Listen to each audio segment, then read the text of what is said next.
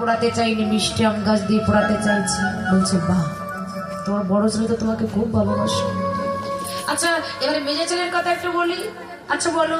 বলে আমার মেজে ছেলে আমাকে বলেছে আমি যেদিন মারা যাব সেদিন রাজস্থান থেকে লক্ষ লক্ষ টাকার শ্বেত পাথর কিনে শ্মশানে আমার নামে একটা মন্দির করে দেবে।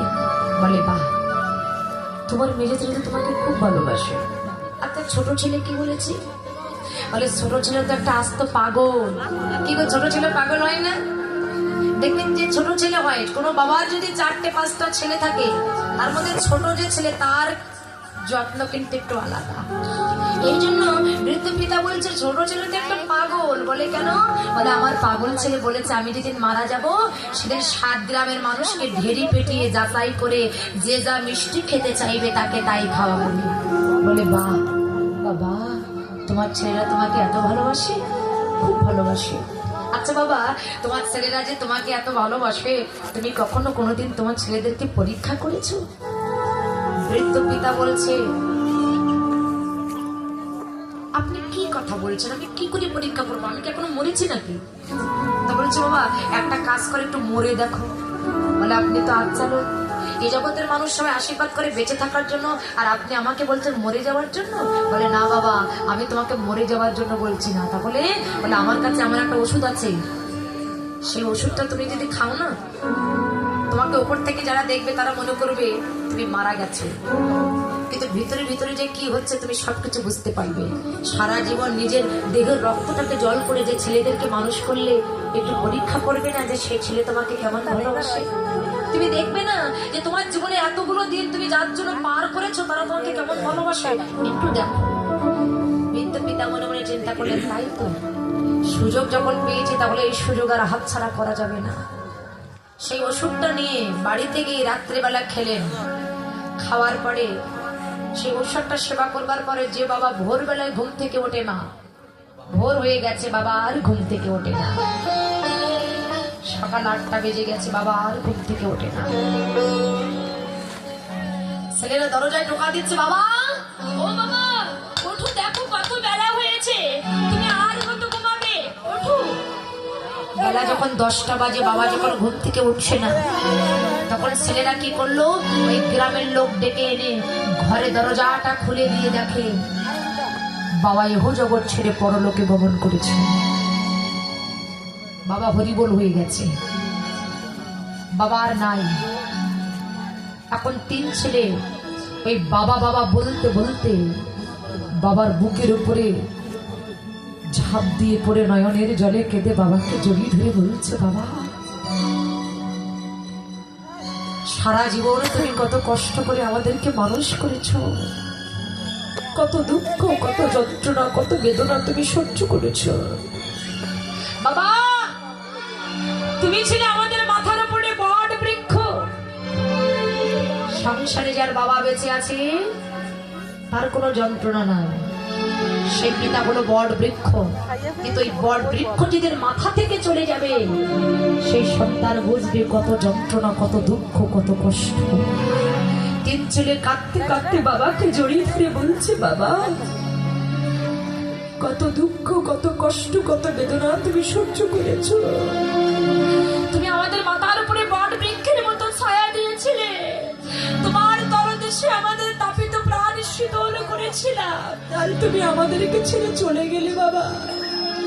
কাকে বাবা বলে ডাকবো, কাকে বাবা বলে ডেকে তাপিত প্রাণ শীতল করবো, তুমি একবার বলে দাও কেন তুমি আমাদেরকে ছেড়ে চলে গেলে?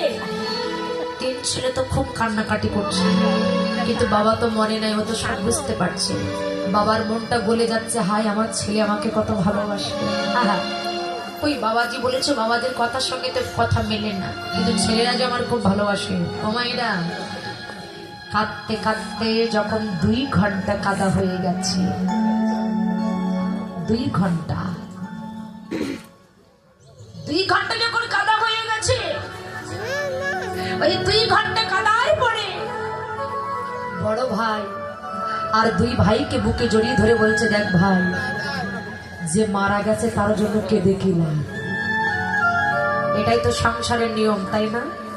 আজকে এখানে আপনারা দাঁড়িয়ে আছেন, আমি এখানে দাঁড়িয়ে আছি, আপনারা বসে আছেন, আপনারা কীর্তন শুনছেন, আমি গাইছি।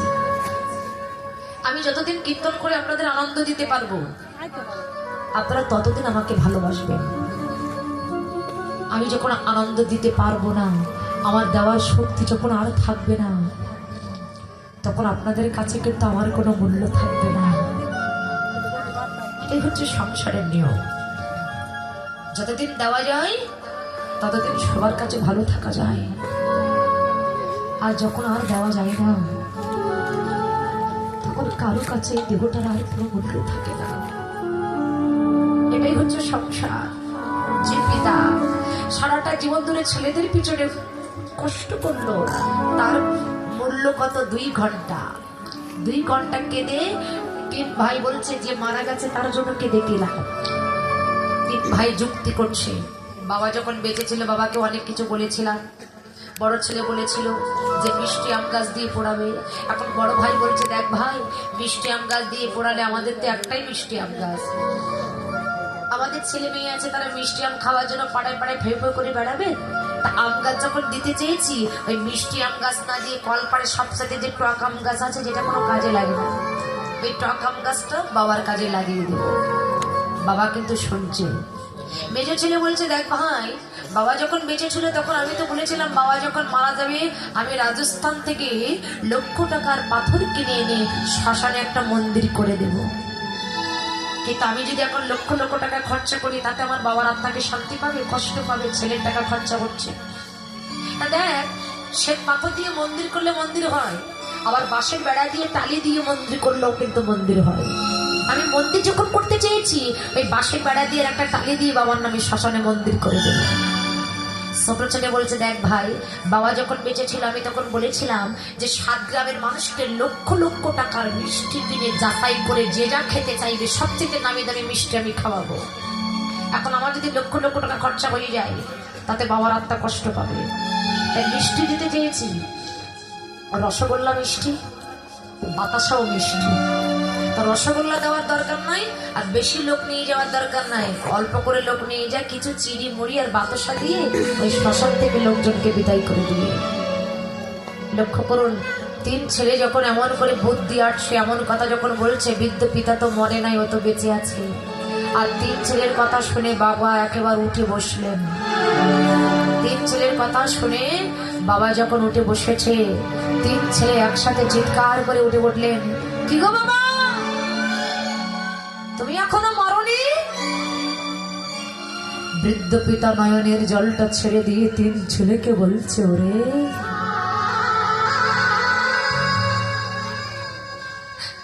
ওরে, এতদিন আমি মরেছিলাম,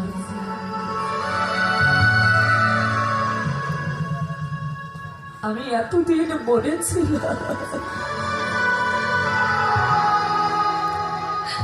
কিন্তু আজ তোদের কথা শ্রবণ করে আমার নতুন করে বাঁচবার ইচ্ছা জেগেছে। আমি যাদের জন্য এত কিছু করলাম, সারাটা জীবন আমার দেহ রক্ত আমি যাদের জন্য জল করে দিলাম, যে ছেলে আমি নিজে না খেয়ে যাদেরকে খাওয়ালাম, নিজে ভালো পোশাক পরনে না পরে যে ছেলের পরনে আমি পরিয়ে দিলাম, আর আজকে তাদের কাছে আমার কোনো মূল্য নাই। আমার জীবনের ভালোবাসাটা আমি যদি তোদেরকে না দিই, আমি আমার গোবিন্দকে দিতাম। আমি সারা জীবন ভরসে গিয়ে ডাললাম। সেই বৃদ্ধ বাবাজি বলছে, আমি বাঁচবো, আমার জীবনে যে কয়টা দিন আছে বাঁচবো, তবে তোদের জন্য নয়, যার জন্য বাঁচার কথা আমি তার জন্য বাঁচবো। সেই বৃদ্ধ পিতা ছুটতে ছুটতে গিয়ে গোসাই বাবাজি চরণ দুটি জড়িয়ে ধরে বলছে, বাবাজি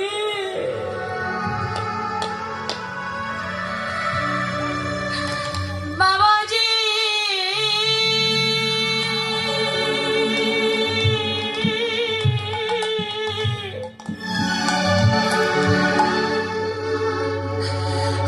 বাবাজি, আমি কি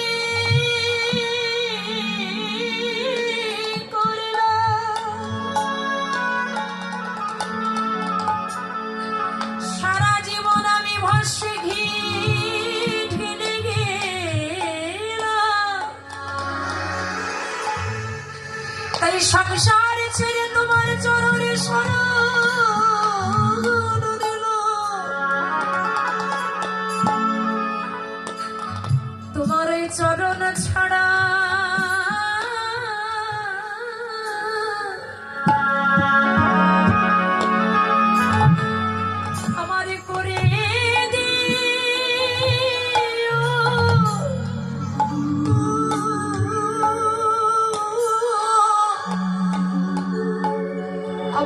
চরণ ছাড়া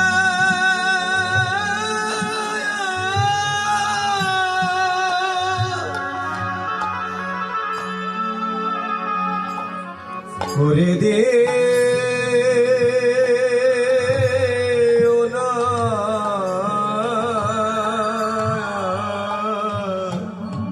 বাবাজি ওই ছোট না ছাড়া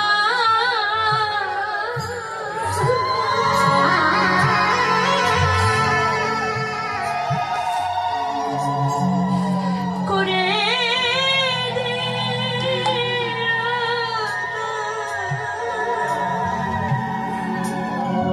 ওরে তোমার চরণ ছাড়া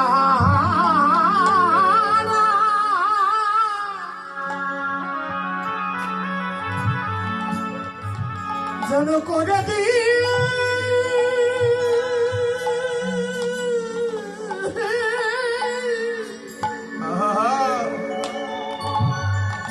করে দিও না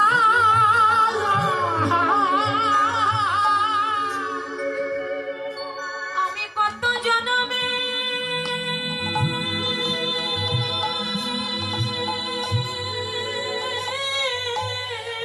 হরিবল হরিবল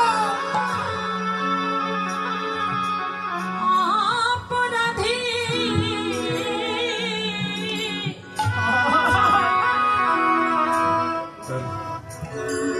ওই ছোট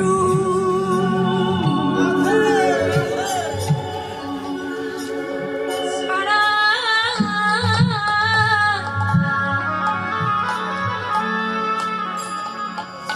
করে দিও না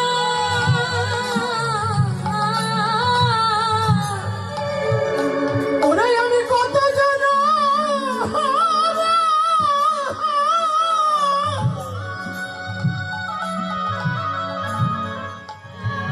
ওরে কত জন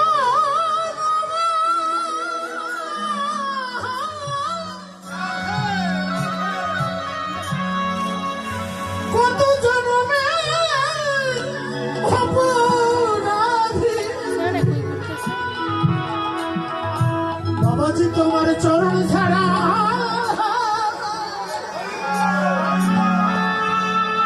যেন করে দিও না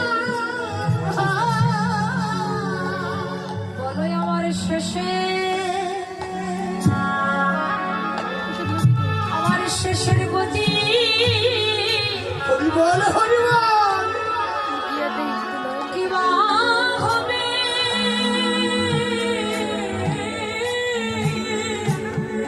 ওরে আমার শেষের দিনে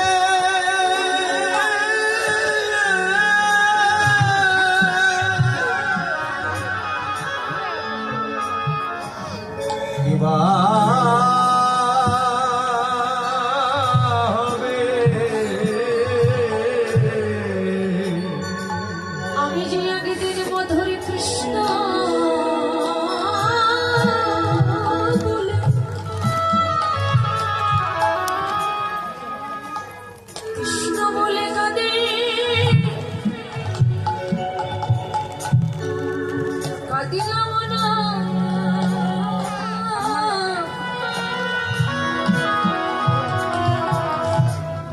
শেষের দিনের গতি আমার